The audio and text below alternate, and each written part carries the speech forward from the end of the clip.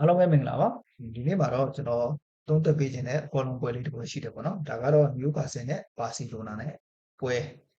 ဒီပွဲလေးကိုကျွန်တော်သုံးသပ်ပေးခြင်းနဲ့ဘာလို့လဲဆိုတော့ဒီပွဲမှာ Barcelona ကိုကြည့်ရတာဒီ Covid ကကြီးမာတဲ့အသင်းကြီးတစ်သင်းထက်ပေါ့နော်ဘာလို့ဘာကန်ရမှန်းမသိတဲ့ဘီလီယံနာတစ်ထည့်ဟောင်းတစ်ယောက်နဲ့ပို့တော့တူနေတယ်နော်ဘာကြောင့်လဲဆိုတော့ Newcastle လိုအသင်းမျိုးနဲ့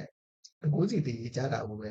ကံကောင်းလို့တော့မှတ်ရမယ်နော်ကံကောင်းလို့တကူးစီတည်ကြတယ်လို့တော့မှတ်ရမယ်အခြေအနေမှာပြည်သက်တွေကချန်ပီယံလိဖလားအကြောင်းချန်ပီယံလိယူမယ်ပေါ့ဗျာသူတို့ဒါပါစီရဲ့ဖန်တွေကတော့နော်ပါစီရဲ့ဖန်တွေကတော့ချန်ပီယံလိဖလားယူဖို့အကြောင်းပြောနေကြတယ်ဒါတကယ်ကိုရည်စရာကောင်းတဲ့ဟာတာတစ်ခုလိုပဲမြင်နေနော်ဘာကြောင့်လဲဆိုတော့ဒါတော့ Newcastle ကိုအသင်းလေးတောင်မှဟုတ်အရင်ဆုံးကိုးပေးလိုက်ရပြီနောက်ဆုံးမှာပန်နယ်တီနဲ့ဒါပြန်ပြီးတော့တင်ကြသွားတာပေါ့1-1တူကြသွားဒီနေ့မှာပြောချင်တာကဘာလဲဆိုတော့ကစားကွက်ကအောင်စီခြင်းမပါတဲ့ကစားကွက်ကြီးဖြစ်နော်ကွင်းထဲမှာဘာစီလိုနာကစားသမားတွေကဘောလုံးပေးနေတာကိုကြည့်ပြီးနောက်ပြည်သက်တွေကဟိုတစ်ချိန်ကျရင်တော့ဂိုးဝင်ပါပဲလို့ညွှန်လေးနေကြတော့ပေါ့နော်အဲ့ဒီလိုနဲ့ပဲဒါနောက်ပြီးဆုံးမှာတော့ပန်နယ်တီရသွားတယ်ဆိုတော့ကိုတော့ရသွားတာတကယ်တမ်းကျတော့သူတို့ကဂိုးသွင်းဖို့ထက်တယောက်နဲ့တယောက်ဘောလုံးကဘယ်သူ့ကိုအရင်ပေးရမလဲဆိုတာကိုမြင်ကုန်တယ်ဘောလုံးကဒီကပေးလိုက်ဟိုကပေးဒီရောက်ပါဗျာကိုကမှန်တယ်မသိယူကာစင်ကိုအသင်းမျိုးတော့မှဘာစီလိုနာလို့နော်လာလီဂါရဲ့အကောင်းဆုံးအသင်းကြီးကဒီလိုမျိုးရုပ်ပြက်စင်ပြန်နဲ့စော့နေရတယ်ဆိုတော့တော်တော်ပေါ့နော်ကိုပရီးမီးယားလိမှာဆိုတော့နိုင်လို့ပေါ့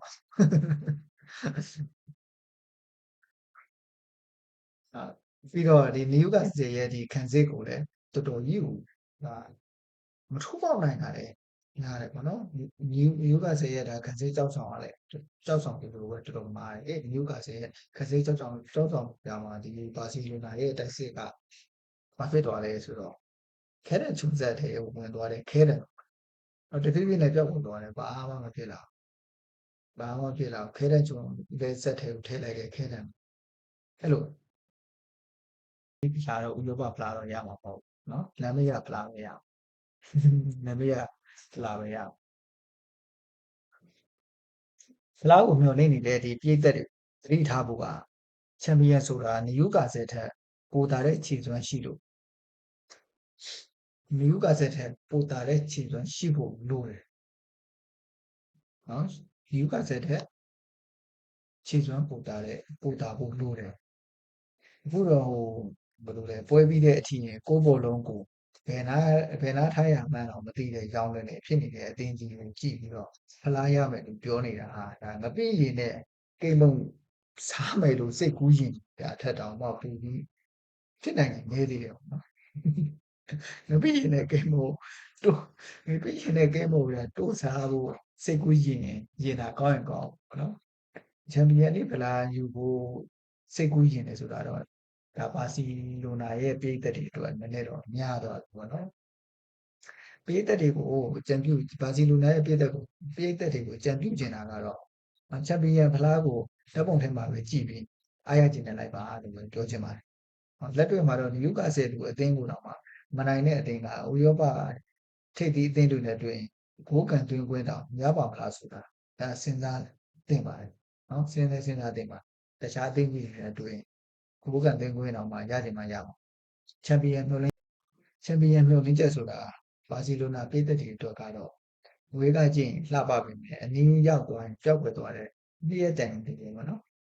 နေ့ရက်စီချန်တွေ့ရမှာမိုးရွာလိုက်အနီစင်းဟွာနဲ့နေ့စင်းအနားရောက်ရင်မရှိဘယ်နာမှမှလည်းမသိပျောက်တော့နော်အဲ့ဒါကိုဆိုလိုချင်တာပါလို့နော်ဒီကုန်းချုပ်အနေနဲ့ပြောရရင်တော့ညကပွဲမှာဒီကြတဲ့ဘာစီလိုနာအတွက်ဒါကံကောင်းခြင်းနဲ့ကံကောင်းတယ်လို့ပဲပြောရမယ်နော်နောက်ဆုံးမိနစ်စက္ကန့်ပိုင်းမိနစ်ပိုင်းတော့မရှိတော့စက္ကန့်ပိုင်းတော့မှဒါပယ်နယ်တီရတော့ဖြစ်တဲ့အတွက်ဘာစီလိုနာတော့အများကြီးကိုကံကောင်းတော့ပြောအောင်ဒီခြေစွမ်းနဲ့ဒါ80သွားရင်ချန်ပီယံဖလားဆိုတာထက်အိမ်ပြန်လန်းကိုပဲအရင်ရှာထားဖို့တိုက်တွန်းခြင်းပါတယ်နော်အရင်ရှာထားဖို့တိုက်တွန်းခြင်းပါတယ် စိတ်ကူးရင်တာအပြစ်မရှိပေမဲ့လက်တွေ့ကတော့ခါတီးလုံးတော့အိမ်မက်ထဲကနေအမျက်တမှုထားကြည့်ပါတော့ပြည်သက်လူကြီးဒါလေးပဲမှားချင်ပါလေနော်ဒါလို့ဆိုတော့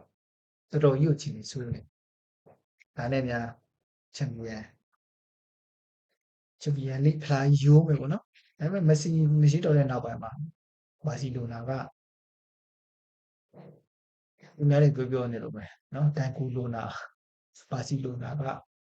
ဘာမှမရှိတော့ဘူးအရင်တော့မက်ဆီတယောက်ရှိနေပြီးတော့ခံတာပြတာအခုတော့ဘာမှလှုပ်ရှားလို့မရတော့ဘူးဆိုတာပြောချင်တာပါအဲဒါကြောင့်ငါကခွဲပြီးသုံးသက်ချက်လေးမြင်တဲ့အတိုင်းပြောတာလူများတွေလိုနော်နီးစနစ်အရတတိကယ်တွေဘာတွေတော့မပြောတော့နော်ကျွန်တော်ကတော့အဲ့လိုပြောဖို့ထက်တချို့ဒီဘာစီလိုနာကိုချန်ပီယံဖြစ်စေခြင်းတဲ့လူတွေကိုပြောချင်တာမမျှော်လင့်ပါနဲ့နော်မမျှော်လင့်ပါနဲ့ဘယ်တော့မှဖြစ်လာအောင်ဟုတ်ပါပဲနောက်ထပ်ဗီဒီယိုမှာတွေ့ကြပါ